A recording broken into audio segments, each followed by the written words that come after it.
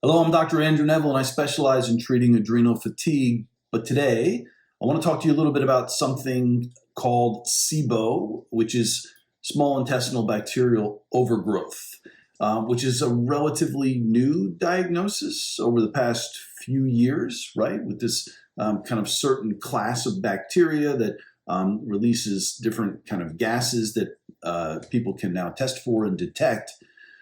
And it's become kind of popularized. We also have this nice new antibiotic that happens to treat this class of bacteria. Now, many of my patients are diagnosed with a variety of digestive complaints, given the fact that people with adrenal fatigue have been too stressed over time, and that ends up suppressing your digestion over time.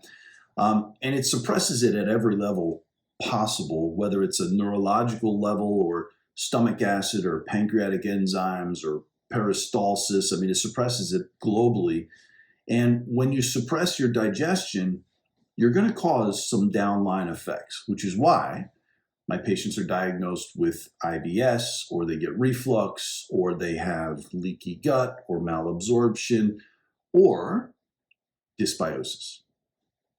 To me, SIBO is just a dysbiosis. It's a dysbiosis, which is just an imbalance in the bacterial flora. That happens in the colon. It can happen in the small intestine. It can even happen in the stomach. It happens throughout.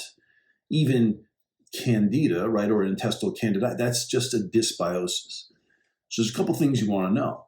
We know that stress hormone directly alters your microbiome, directly.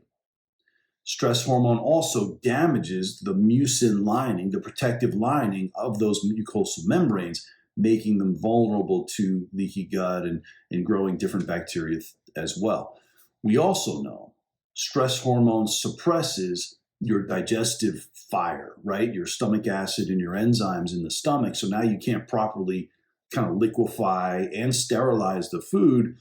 Now you're dumping undigested food into the small intestine, and that's going to create an imbalance in bacterial flora as well.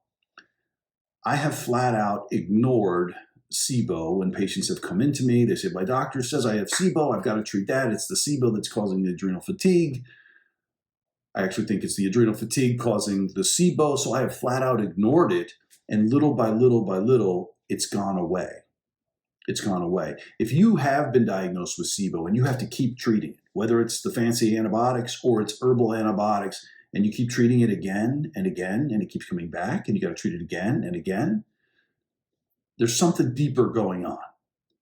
Fix the suppression of that digestive system, right? Fix the underlying chronic stress response dysfunction, that adrenal fatigue. Fix that, release the brake on your digestion. It can work on its own, and that SIBO just takes care of itself. Good luck.